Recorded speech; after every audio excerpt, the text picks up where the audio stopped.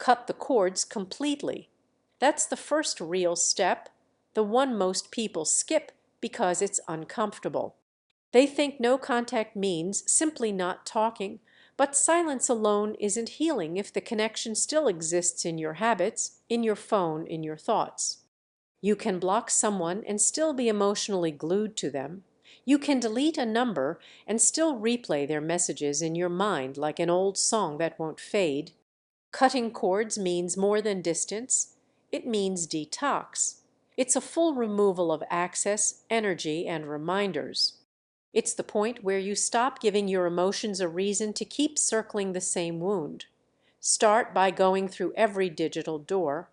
Delete old messages, photos, videos, playlists that belong to them, and even social media memories that pull you back into the past. You're not erasing history. You're choosing not to relive pain. Every time you look at those reminders, you reopen what's supposed to be healing. Stop checking if they've seen your stories. Stop decoding their posts. None of that leads to closure. It leads to obsession. And obsession is just another form of bondage. Then go deeper. Detox your environment. That scent they liked, that outfit you wore together, that spot you always visited, for now, let them go. You're not weak for needing space from memories. You're human. Healing requires boundaries not just from people, but from triggers. If you walk through a room filled with ghosts, don't expect peace. Create new associations. Go to new places. Redecorate your space if you can. Even small changes, rearranging furniture, switching your phone wallpaper, changing your morning route, tell your brain, we are not living in that old story anymore. Most people fail here because they secretly want to keep a window open. They say, I'll just keep them unblocked just in case they change. But that just in case is the reason you stay stuck. You're subconsciously hoping they'll return. You're keeping an emotional seat reserved for someone who's already left. Real strength isn't about waiting for change. It's about moving so decisively that their return wouldn't even fit into your new life. You must also stop collecting emotional updates. Friends who feed you news about what they are doing, that's poison disguised as information. Politely shut it down. Say, I don't need to know, because every new detail is another hook dragging you backward. Protect your peace with the same seriousness you'd protect your home. You wouldn't let someone throw trash into your living room, so stop allowing old connections to clutter your emotional space. And here's the truth that few accept.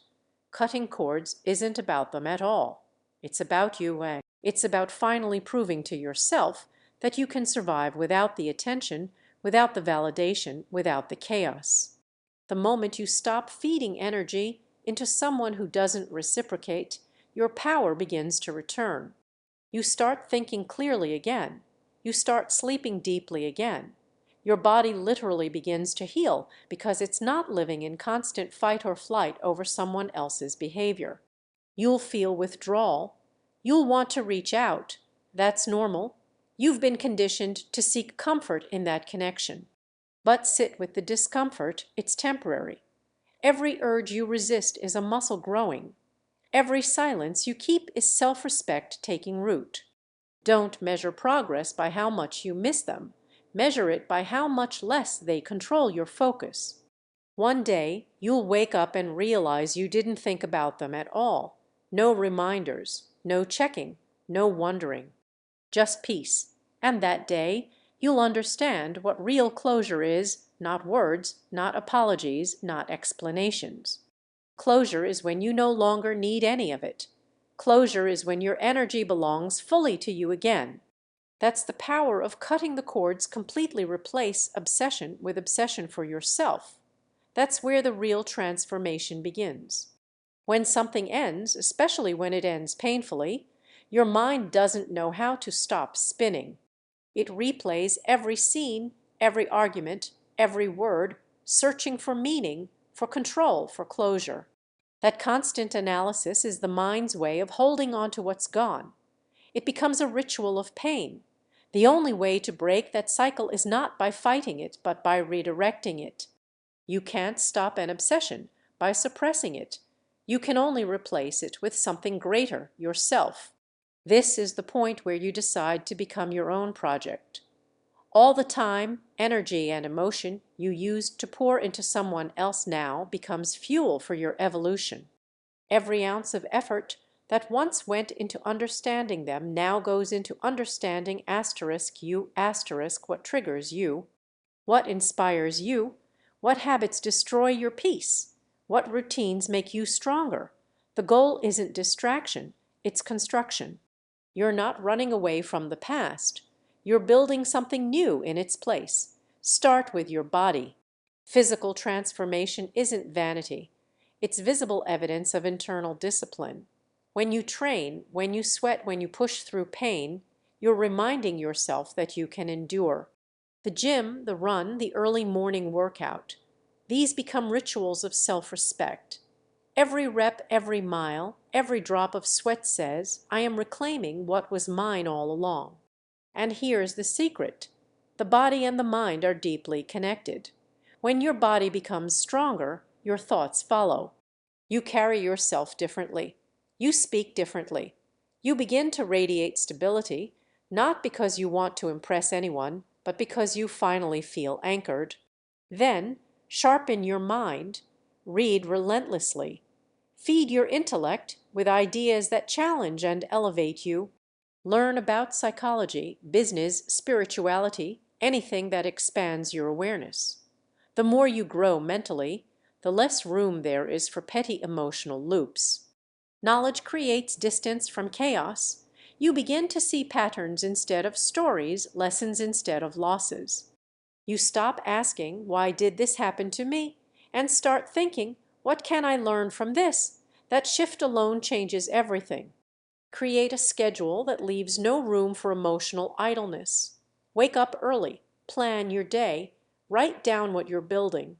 Fill your hours with things that return value to your life, new skills, new connections, new habits. You'll notice something powerful. When you're working on yourself, your mind doesn't have space for overthinking. It becomes occupied with progress. Productivity is therapy when it's aligned with purpose. And yes, there will be moments of emptiness. You'll miss the chaos. You'll crave the emotional highs. That's normal. It's withdrawal from dependency. But remind yourself that every craving is a test of direction. Feed it with purpose, not nostalgia. When the urge to text them hits, go for a run. When memories rush in, write them down, analyze them, and then let them go. When you want to check what they are doing, check what asterisk you're asterisk doing. Are you improving, creating, evolving? Most people stay stuck because they keep orbiting someone else's universe. They forget they have their own. The truth is, obsession itself isn't bad, it's neutral energy. It only becomes destructive when aimed at the wrong target. Redirect it, and it becomes the fuel for greatness. The same fire that burned you can illuminate your path if you learn how to control it. So build, learn, train, grow, obsess over becoming so complete within yourself that peace becomes your default setting. One day, the very energy you used to waste chasing validation will be the energy that builds your empire, and by then, the person you once obsessed over will simply be part of your origin story, not your destination. Build a life that's not breakable by someone else's choices. That's the real definition of freedom, when your peace, stability, and confidence no longer depend on how another person acts, feels, or treats you. Most people live reactively. They build their happiness on borrowed foundations: attention, affection, validation. And when those are taken away, everything collapses. That's why heartbreak feels like identity death, because your world was built around someone else's presence. To truly rise, you must build a life so self-sustaining that even if someone walks away, your world keeps spinning calmly, powerfully, untouched. Start with structure. A strong life begins with strong systems. If your days are empty, your emotions will fill them with anxiety. Create routines that make you productive and centered. Wake up at a fixed time. Have morning rituals that anchor you: prayer, meditation, journaling, a cold shower, a walk.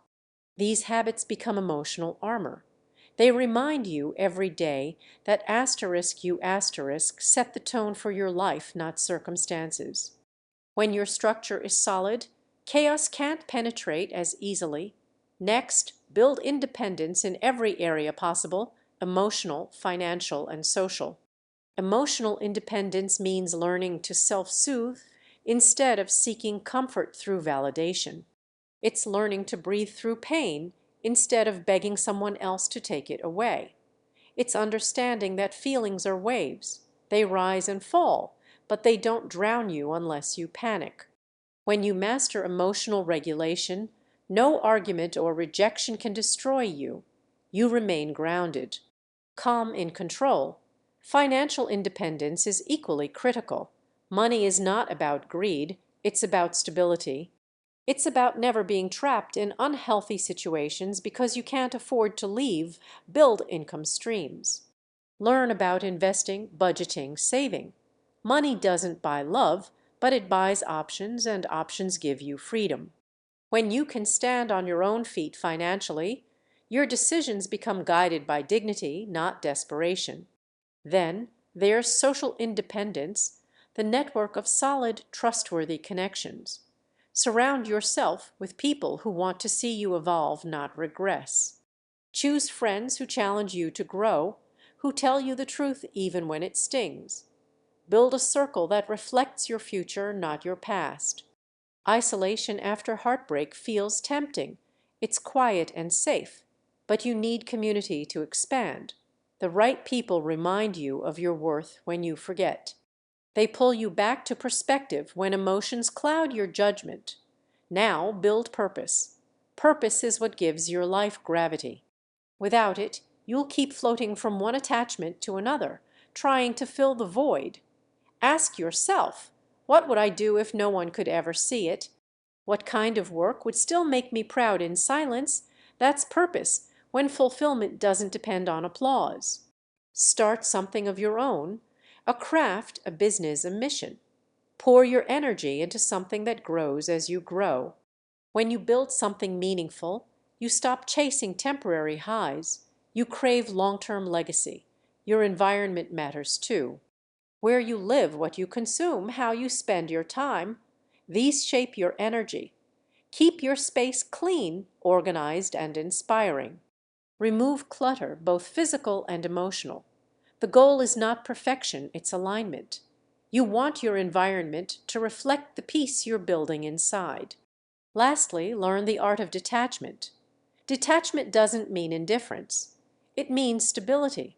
It means caring deeply but never losing yourself in what you care about. It's loving fully, but knowing you'll be fine even if it ends. When your happiness comes from within, no one can weaponize their presence or absence against you. So build your life brick by brick. Make it beautiful, strong, and independent of anyone's approval. Let your work, your health, your purpose, and your peace be your fortress. When someone's choices can no longer break you, you've mastered life. Because strength isn't about never falling, it's about being unshakable no matter who leaves, no matter what changes do, the inner work without ego. This is where the real transformation begins, and it's also where most people stop. Because inner work isn't glamorous. It's not about posting quotes or pretending to be healed. It's about looking at yourself without filters, without excuses, and without the comfort of blaming anyone else. It's about sitting with truths that sting, patterns that repeat, and choices that keep leading you to the same kind of pain. Inner work is not a punishment, it's purification. It's cleaning out the emotional dust that has gathered from years of unhealed experiences. Most people carry emotional wounds like hidden luggage. They move from one relationship to another, thinking a new face will heal an old scar. But until you understand why you accepted certain things, tolerated certain behavior, or ignored red flags, you'll keep meeting the same pain in a different form. Doing the inner work means asking hard questions. What did I ignore about myself just to keep someone else happy? What part of me was addicted to chaos because calm felt boring? Why did I think I had to earn love by overgiving? These questions cut deep, but they also free you. You can't evolve if you're protecting your ego. Ego will always whisper it wasn't your fault. You were perfect, they were the problem. But ego is not your ally. It's your shield against growth. It keeps you comfortable in the same cycle. True strength isn't denying mistakes, it's dissecting them. It's admitting, yes, I played a role. I ignored my boundaries. I let things slide. I stayed when I knew I should have left. That level of honesty doesn't break you, it rebuilds you. Inner work also means emotional responsibility. Stop waiting for closure from others. Stop expecting apologies that may never come. Healing is not dependent on someone else's acknowledgement. It begins the moment you decide to release the story. Journal your emotions instead of suppressing them. Write everything, the anger, the guilt, the sadness, the confusion. When you pour it onto paper, it loses its power to haunt you. Words turn pain into clarity. Sometimes inner work requires help. Therapy, coaching, mentorship, these aren't signs of weakness, they are signs of wisdom. You can't see every angle of your own mind from the inside. A professional mirror helps you see what you've been avoiding. It helps you rewire beliefs formed in childhood, beliefs like I'm not enough or I have to be perfect to be loved. These unconscious programs run your life until you rewrite them consciously. Meditation is another powerful tool. Silence is uncomfortable because it removes distraction, and in that silence, truth surfaces. Sit with it, breathe through it, learn to observe your emotions instead of being ruled by them. When you learn to sit with discomfort without reacting, you reclaim control. Every time you resist the urge to lash out, chase, or prove a point, you strengthen your emotional muscle. That's real power, calm under chaos. Forgiveness is part of inner work too, but not in the way people think. Forgiveness doesn't mean you condone what happened. It means you choose not to let it define you anymore. It's the decision to stop carrying poison in your heart, hoping someone else gets sick. Forgiveness is release, a spiritual detox. You don't do it for them. You do it for your peace. Finally, understand that inner work is a lifelong process. It's not a one-time transformation, it's a daily practice of awareness. Some days you'll feel healed, some days you'll feel triggered again. That's normal. Healing is not linear. What matters is that you no longer run from the mirror. You face it every time with honesty and courage. Over time, that honesty becomes your power. Doing the inner work without ego turns pain into wisdom, and wisdom into peace. You stop reacting and start understanding. You stop seeking control and start embodying calm. You stop asking, why me? And start saying, thank you, now I know better. That's when you truly evolve, when your growth no longer depends on others, but on your willingness to face yourself, practice selective visibility. You don't need to announce your transformation to the world. You need to live it. The mistake most people make after being hurt is trying to prove they've moved on. They start posting, performing, pretending. They try to show strength instead of becoming strong. But real power doesn't need a spotlight. It doesn't need validation or digital applause. Selective visibility is about choosing what you show when you show it and why not to hide, but to protect your energy from noise that doesn't deserve access anymore. When you've been betrayed, dismissed, or underestimated, there's a temptation to make everyone see how wrong they were. You want to show success, beauty, progress, all as a response to what was done to you, but that's still reactionary. It means they are still setting the rhythm of your life, even in absence. Selective visibility breaks that pattern. It teaches you to move in silence, to build behind the curtain, and to let results speak louder than explanations ever could. You don't owe anyone updates on your healing. You don't need to prove that you're okay. Your peace doesn't need an audience. Start filtering who gets access to your time, your plans, your thoughts, and your emotions. Not everyone who listens is wishing you well. Energy is real. People project doubt, envy, judgment, and if you're constantly performing your progress, you'll start feeling drained. Protecting your energy is not arrogance, it's maintenance. When you practice selective visibility, your social media becomes a reflection of confidence, not chaos. You post with purpose, not emotion. You share wins that inspire, not wounds that seek sympathy. You stop chasing engagement and start chasing alignment. Your life no longer becomes a reality show. It becomes sacred ground. And that's when true mystery begins to form around you, the kind of presence that doesn't need to explain itself. Silence is underrated. It confuses those who expect a reaction. It humbles those who once thought they had power over you. It keeps your peace intact while your progress multiplies in the background. The less you reveal, the more control you have. Every time you resist the urge to post, prove, or argue, you're telling yourself, I choose peace over performance. That's self-respect in action. Selective visibility isn't about pretending to be perfect either. It's not about faking success or bottling emotions. It's about discernment, knowing which parts of your life deserve exposure and which parts deserve privacy. Growth happens in silence, but the results naturally become visible. You don't need to force it. People will notice the difference in how you move, how you speak, how you carry yourself. They'll sense your evolution without needing an explanation. Work on your physical and emotional presence.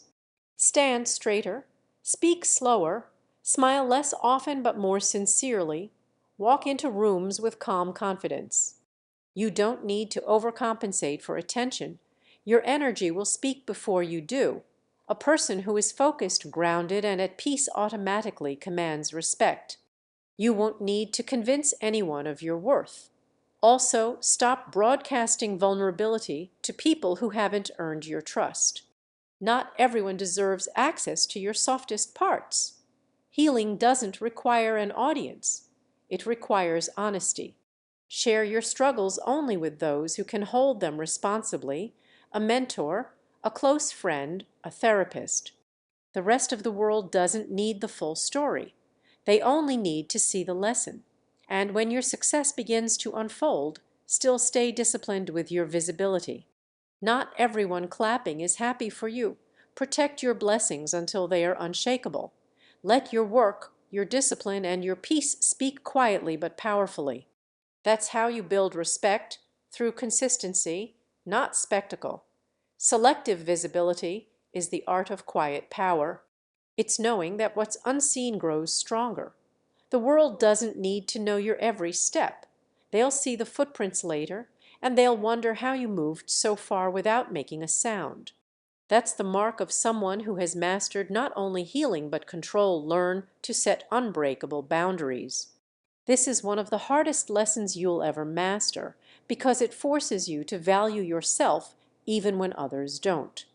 Boundaries are not about pushing people away, they are about defining where respect begins and where manipulation ends. Without boundaries, you become a mirror for other people's needs, constantly bending, adjusting, and shrinking to keep them comfortable. But boundaries are what protect your identity, your peace, and your dignity. They are not walls, they are filters. They don't isolate you, they preserve you. Most people fear setting boundaries because they're afraid of being seen as difficult or cold. But let's be honest, being easy to exploit isn't kindness, it's self-abandonment. Every time you say yes when your heart screams no, you teach people that your comfort is optional. And once that pattern starts, it rarely stops. People will always test limits, not necessarily out of malice, but because humans naturally push where resistance is low. Your job is to make it clear where the line stands, calmly and consistently. Setting boundaries begins with awareness. You must know your limits before you can communicate them. Ask yourself, what drains me? What behaviors cross the line for me? What kind of energy leaves me uneasy after interaction? Those answers define your boundaries. And once you know them, you must honor them even when it's inconvenient. A boundary you don't enforce is just a wish. Communication is key. You don't need to argue or justify. You don't need long explanations. A simple, firm statement is enough. That doesn't work for me. I'm not available for that. Please don't speak to me that way. The more you practice saying it, the less guilty you'll feel, because guilt is just the echo of old conditioning, the part of you trained to earn love by pleasing others. But remember this: real love respects limits. Only control resents them. Boundaries are not about others changing. They are about you staying aligned. You cannot control how people respond, but you can control how you respond to their response. If someone walks away because you set a boundary, they were only there for the benefits of your compliance, not the value of your person. Let them go. You lose nothing by refusing to be mistreated. There's also such a thing as internal boundaries, limits you set with yourself. They are just as vital. Know when to stop checking your phone for validation. Know when to walk away from overthinking. Know when to rest instead of proving something. Discipline is the boundary between chaos and peace. You can't build a stable life if you let emotions run it. Internal boundaries keep you loyal to your goals, not your moods. Enforcing boundaries will bring resistance. People accustomed to your silence will be startled by your voice. They'll call you selfish, dramatic, changed, and they'll be right. You have changed. You've decided that your well-being matters. Stand your ground calmly. The noise fades, the respect stays. Over time, people will learn that your kindness is strength, not softness to exploit. Boundaries also protect your time, which is your most precious resource. Learn to say no without apology. Every yes you give without alignment is a small betrayal of yourself. Reserve your energy for what truly matters: your growth, your goals, your peace. You don't owe access to everyone who asks. Ultimately, unbreakable boundaries are an act of self-love. They are how you show the world how to treat you, and more importantly, how you show yourself that you're worth protection. When your boundaries are firm, your peace becomes non-negotiable. People may come and go, but your center remains untouched. And that's when you stop living defensively and start living deliberately, grounded, respected, and free.